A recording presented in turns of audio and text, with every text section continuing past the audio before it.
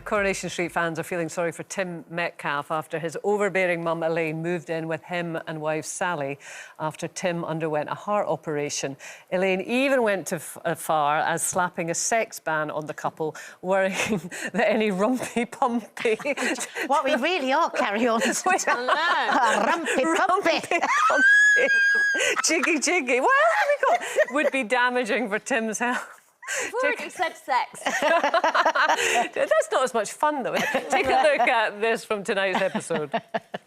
We've only got a few hours, but we do need to see what the doctor says. Well, can't you give me the once-over? Because I guarantee you make me feel a lot better than he does. G'day, mate. Welcome to Sydney. Heard it called that before. Oh, my giddy aunt, what have I walked in on? Don't turn round. I think someone's thrown a shrimp on the barbie down under. Huh? What? Oh, God. Oh. I want Sally to say, go back out the door you came in.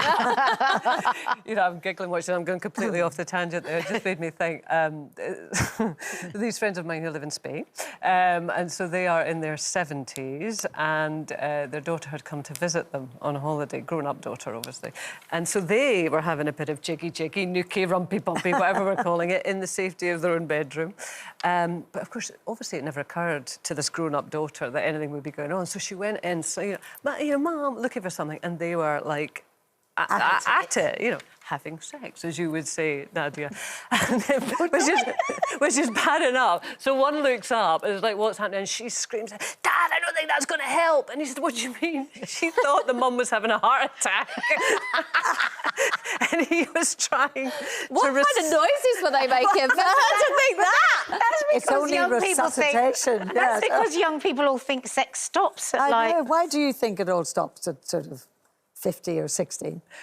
Well, I don't think it stops. I'm nearly 60. I mean, why do you think that? Because you do Gloria. think that it all stops quite early on. Well, no, I think it's just because I think as humans or like children, the right pickle. you don't. Yeah, I'm like. Shall I give you a shovel? No, I think Frankie. you don't want to imagine your parents having sex. So I think, therefore, from a young age, you go, no, it stops. Yes, Once they've had that's us, true. Yeah. it stops. So then I think we are just led to believe it, and it's not until you get older that you realise that it doesn't. Although you said it stopped for you already. Yeah, I know. Sorry, Wayne. She's got children. I get a lot of headaches, OK? He knows this. It's a condition. I've been working hard. Yeah. But then that was the other way around, because that was the mother-in-law, wasn't it, that coming in and she didn't kind of want the stuff. So the stuff. She didn't want to witness it. Maybe she was You know jealous. what I mean? You know what I mean? What kind of mother-in-law are you, Gloria? I think you have to really watch that you don't become an interfering mother-in-law, because there's something about you. If you think that you've done a good job, or you hope you've done a good job in bringing up your children, there is a little bit of you that watches when your children start having children. You think, I might not have done it that way. So you have to zip your mouth, I think. But I have a theory, and I could be wrong on this. I'm just talking as I found it. I think when it's your daughter who has children, I always felt I could go into Karen's house at any time, even if she wasn't there, read the children a story, play with the kids for a while, go home and never see her. But I felt I could do that. Whereas I never feel I can go into the in-law situation. I mean, my son, Paul, is married to a gorgeous girl called Lisa, and I love her dearly as a daughter-in-law. But I never dream of just going. Do you know what I mean? I would always ring and say, is it all right? I think that's the right way to be, isn't it? Yeah, but why with one another? What does it say? A daughter's a daughter all your life, a son's a son till they take the wife. That's a kind of old wife tale, isn't it? I don't know, though, because that's not really how it is for me, because my... Oh, you live with Wayne's Wayne's parents live with us, so... And he's a son, so they still very much have him. You know, they're really involved in our lives. But I remember, for me, it was kind of strange going into that. It was amazing. But also, I remember when we first got together, because she used to run Wayne's house for him because he was always off and never really around. And we had this alarm system set up, and if it went off, it would ring Wayne's mum's phone because she always had her phone on her, wasn't working. So when we were first together, I never wanted to bother her, so I used to really panic panic about setting the alarm off. So in the end, it became this thing of like trying to set it, run out the house quickly enough. And I'd be like, don't set Wendy off, don't set Wendy off, because it would ring Wendy. So the alarm became Wendy. She knows that, so it's fine. But, you know, just like when in those first parts of a relationship, you're trying to get a like, wanted to like, know what I was doing. Don't ring Wendy. And that was very could have been difficult. Yeah. Wouldn't it? Some people wouldn't like it, but I just think, you know, I've got more pros than cons. But then when they're nice people, and I assume they're really, really nice, I think that in the end, the advantages of having lovely people around you, and because you're busy and your husband's busy, and they probably look after the children, it's a bit of solidarity for the children as well.